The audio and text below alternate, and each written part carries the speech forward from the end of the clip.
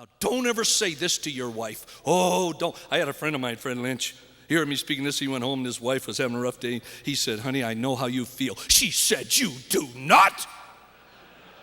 Don't you try to tell me you know how I feel. Fred came back to me. He says, what do I do? What did I do wrong? I said, you don't know how she felt, but you felt for her. You don't say, honey, I know what you're going through. No, you say, honey, I hurt for you. I'm so sorry. Rejoice with those who rejoice and weep with those who weep. Then acceptance. In Romans 12:7, the Apostle Paul said, accept one another. Dad, that's you and me with our children. Accept one another as God accepts us through Christ. How? Unconditionally.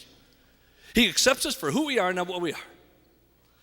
Let me show you this in baseball. My son, who is 24 now in seminary, when he was 10, was playing baseball. I went and got 15 coupons for ice cream sundaes, took him down to the coach. And I said, Coach, these are for the kids. It was about a week before the season started. Like every coach, he said, great, I'll give them to him after our first win. I said, no, Coach, give them to him after your first loss. He said, why? I said, Coach, I don't know about you, but in raising my children, I do not want to acknowledge my children's success as much as I acknowledge their effort. And I said, Coach, I don't want to acknowledge my children's effort as much as I acknowledge their being.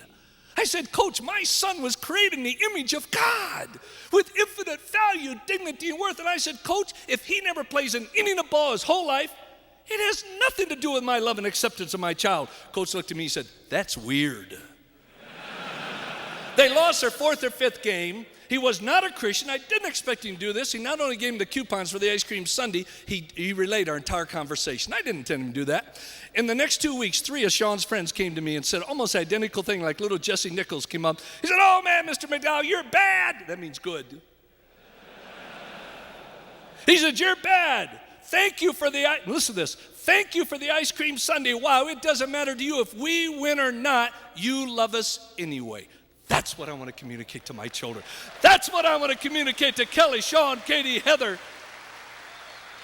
Katie, I don't love you because you made right choices. I don't love you because you haven't fallen morally. I don't love you because you haven't gotten pregnant. Honey, I love you because you're my daughter, created in the image of God with infinite value, dignity, and worth. Honey, if you got pregnant, it would not affect my love for you. That's one of the most powerful motivations for a girl not to get pregnant, is to know that if I did, my dad would still love and accept me. Sean, I don't love you because you're a good student. I don't love you because you made right choices. You haven't gotten on drugs. Sean, I love you because you're my son. Kelly, I don't love you because you've gotten good grades. And boy, did she. Honey, if you flunked out, it would not affect my love for you. With unconditional acceptance, it gives that sense of security.